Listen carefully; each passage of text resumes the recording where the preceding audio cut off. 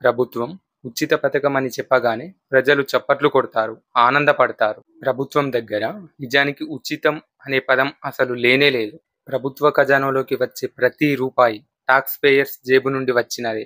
ప్రభుత్వం ఒక చేత్తో ఫ్రీ అని ఇస్తుంది, కానీ ఇంకో చేత్తో పెరిగిన పన్నులు లేదా పెరిగిన ధరల రూపంలో తిరిగి వసూలు చేస్తుంది. Example, free bus travel scheme తీసుకుందాం.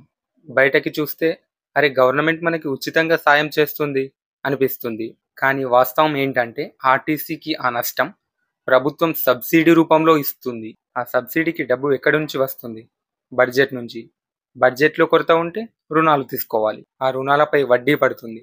ఆ భారాన్ని మళ్ళీ చివరికి టాక్స్ పేయర్స్ అంటే ప్రజలే తీర్చాలి.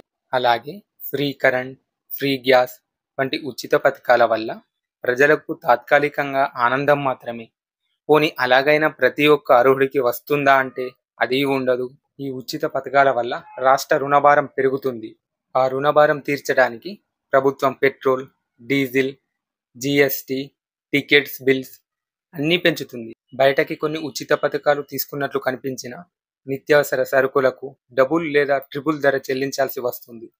మనం గమనిస్తే తెలుస్తుంది ఎంత పెరిగాయి అన్నది. అంటే ఒక లడ్డు ఇచ్చి దాని ఖర్చు కోసం గోవును తీసుకెళ్ళినట్టే. అసలైన అభివృద్ధి అంటే ఉచిత పథకాలు ఇవ్వడం కాదు, ప్రజలకు జాబ్స్ క్రియేట్ చేయడం, స్కిల్ డెవలప్మెంట్ చేయడం, క్వాలిటీ ఎడ్యుకేషన్ ఇవ్వడం, క్వాలిటీ వైద్యం అందించడం. ఇవే ఫ్యూచర్ జనరేషన్కి శాశ్వతమైన బలాన్ని ఇస్తాయి. పోనీ ఈ ఉచిత పథకాలు అసలైన పేదవాడికి అందుతాయా అంటే అది ఉండదు. మరి వీటి వల్ల ఉపయోగం ఎవరికి?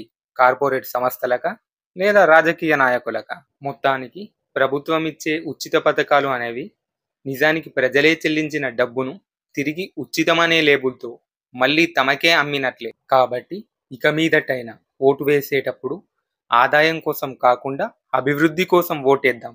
జై హింద్.